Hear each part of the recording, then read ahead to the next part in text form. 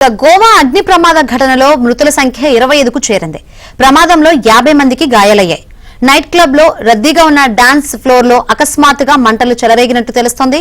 100 మందితో నిండిన dance floor లో మంటలు చెలరేగాయని ప్రత్యక్ష సాక్షులు చెబుతున్నారు. మృతుల్లో కొందరు సజీవ దహనమయ్యారు.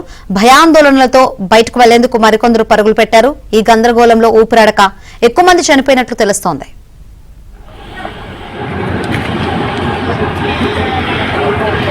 What is the situation? CM from the post. Yes.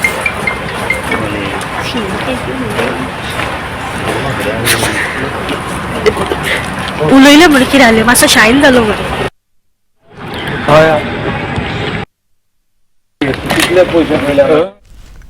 మంటలు దట్టమైన పొగ వేగంగా వ్యాపించడంతో బయటకు రావడానికి వీలులేని పరిస్థితులు ఏర్పడ్డాయి. కొన్ని సెకండ్ల వ్యవధిలోనే మంటలు దావానంలా వ్యాపించాయి. దీంతో తప్పించుకోవడానికి వీలులేక సిబ్బంది చిక్కుపోయారు.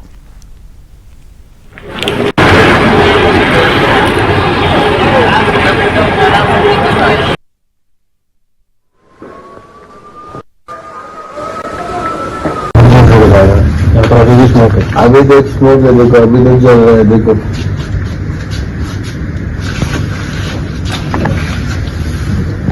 अभी तक तो को दिखाएगा बंद, अभी नहीं दिखा रहा है, देखो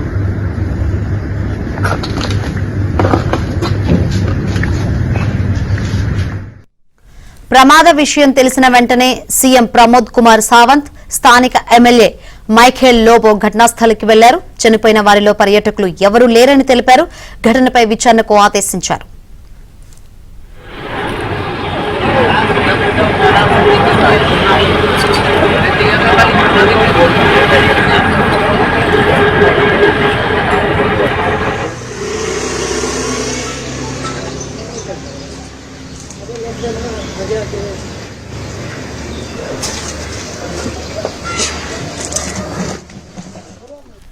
గోవా అగ్ని ప్రమాద ఘటనపై ప్రధాని మోదీ దిగ్భ్రాంతి వ్యక్తం చేశారు. మృతుల కుటుంబాలకు 2 లక్షల చొప్పున, క్షతగాత్రులకు 50,000 రూపాయల చొప్పున పరిహారం ప్రకటించారు. అటు గోవా అగ్ని ప్రమాద ఘటనపై ప్రియాంక గాంధీ కూడా దిగ్భ్రాంతి వ్యక్తం చేశారు.